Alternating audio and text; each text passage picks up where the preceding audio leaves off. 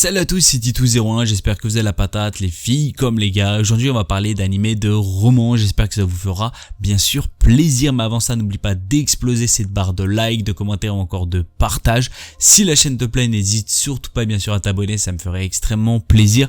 Je vous ai mis des petites masterclass, des gros bangers, des petites pépites et je pense que ça va faire plaisir à pas mal de monde parce que là ça envoie vraiment du lourd. Mais avant ça, pour ceux qui ne sont pas au courant, je suis parisien et vraiment vous en doutez que j'ai supporté Paris vraiment à plate couture et j'étais énormément, mais vraiment extrêmement même, je veux dire extrêmement heureux de bien sûr cette victoire de Ligue des Champions, cette fameuse première étoile pour PSG qui le mérite énormément, qui était vraiment une humiliation pour bien sûr l'équipe ennemie qui était tout simplement l'Inter de Milan. Et globalement bien sûr, pour réduire les émotions par rapport aux Parisiens, aux personnes qui ont bien sûr vu le match, n'hésitez pas à bien sûr voir ces bangers qui est pour ma part des grosses masterclass. Alors on va parler de Komi-san wa Komo Shu Desu, ou si vous préférez Komi cherche ses mots. On est basé de 12 épisodes de 25 minutes, il est sorti bien sûr sur Netflix pour les intéressés, il est sorti en 2021 et bien sûr en 2022 pour la fameuse saison 2. On est sur la comédie, du drame, de la romance, du shonen, de l'amitié bien sûr, de l'école.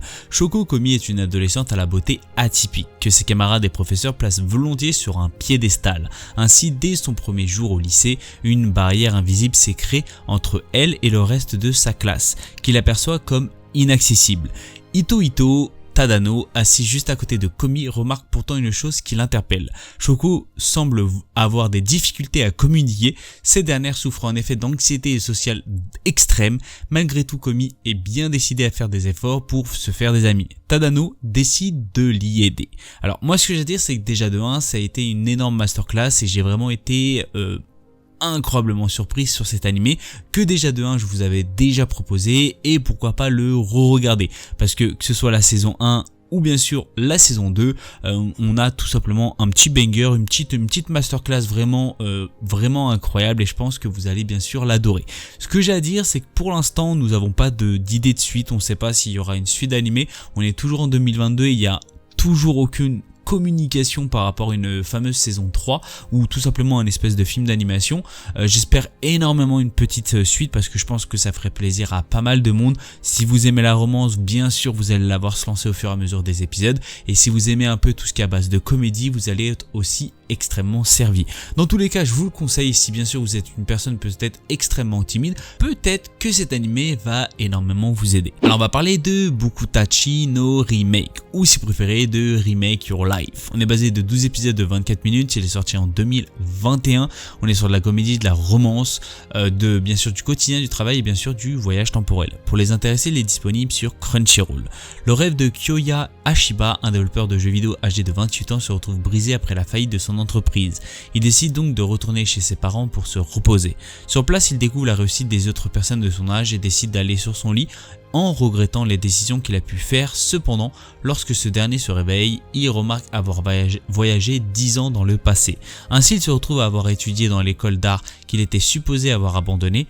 Accompagné des créateurs qu'il admirait auparavant, Ashiba va-t-il saisir cette deuxième chance pour bien sûr changer les choses. Ce que j'ai à dire, c'est que pour les intéressés, le premier épisode va durer limite 1 heure pour bien sûr lancer l'animé, vous expliquer tout ce qui est bien sûr par rapport à ça.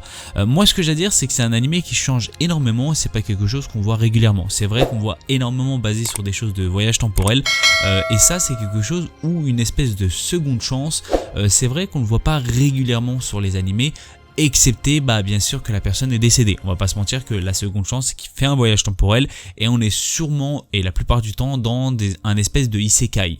Globalement j'ai pas vu ça du tout dans cet animé et qui est pour ma part une énorme masterclass. J'adore les personnages, j'adore bien sûr la construction du scénario, la construction bien sûr du personnage et des autres personnages que vous allez découvrir qui sont aussi tout aussi importants. Moi ce que j'ai à dire, c'est que c'est une énorme masterclass. Je pense que vous allez passer un très très bon moment. Si vous aimez la romance, si vous aimez tout ce qui est à base de voyage temporel, vous allez être servi. Si vous aimez aussi à base de comédie, vous allez aussi prendre une énorme claque et vous allez passer un très bon moment. Alors on va parler de Vanitas no Card, ou si vous préférez les mémoires de Vanitas. On est basé de 12 épisodes de 24 minutes, à peu près ex aequo aussi sur la saison 2. Sur la saison 1, c'est sorti en 2021, sur la saison 2 en 2022 et pour les intéressés, il y a de la VF. On est plus sur l'action, de la comédie, de l'histoire, du mystère, de la romance, du surnaturel et bien sûr de vampires. Pour les intéressés, cet animé aussi est disponible sur Crunchyroll. Paris au 19e siècle, au cours d'un voyage en dirigeable, Noé remarque une jeune fille qui semble plutôt mal en point. Il passe donc un peu de temps avec elle en lui racontant des histoires pour la rassurer et en vient tout naturellement à lui expliquer les raisons de son voyage. Il est à la recherche du livre de Vanitas qui, selon la légende, a le pouvoir de tuer la majorité des vampires.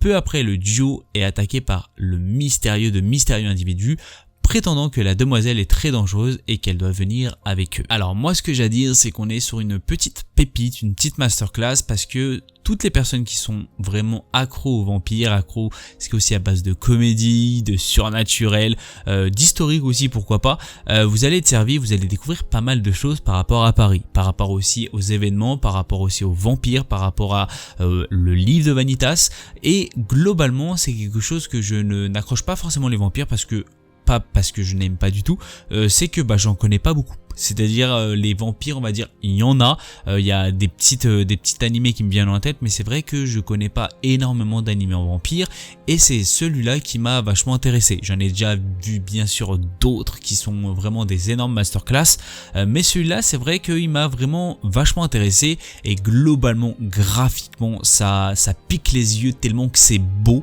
tellement que c'est magnifique. Si vraiment vous aimez tout ce qui est claque visuelle, vous allez prendre d'énormes claques visuelles parce que c'est vraiment quelque chose de magnifique point de vue graphisme et je pense que vous allez vraiment passer un très bon moment sur ça.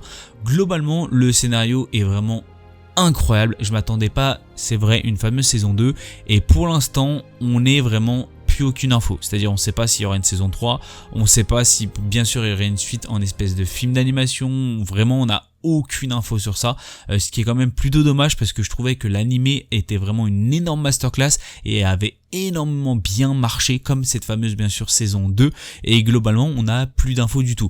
Je me suis un peu renseigné sur le manga et j'ai remarqué que bien sûr l'auteur avait un peu de mal aussi à sortir ses mangas, alors c'est peut-être pour ça, peut-être on a énormément rattrapé le manga et je pense qu'ils attendent un petit peu plus de tomes pour bien sûr sortir une fameuse saison 3. Alors malheureusement, si bien sûr vous voulez voir d'autres animés, vous avez des idées, n'hésitez surtout pas bien sûr à me le dire dans la barre des commentaires. Et comme je l'ai dit, malheureusement c'est la fin de cette vidéo, j'espère qu'elle vous aura fait plaisir. Si vous avez des idées de vidéos tout autres, n'hésitez surtout, mais vraiment surtout pas à me le dire dans la barre des commentaires, ça me ferait extrêmement plaisir. N'oubliez pas d'exploser cette barre de like, de commentaires ou encore de partage. Si la chaîne te plaît, n'hésite surtout pas bien sûr à t'abonner. C'était Tito Commande sur ce. Peace.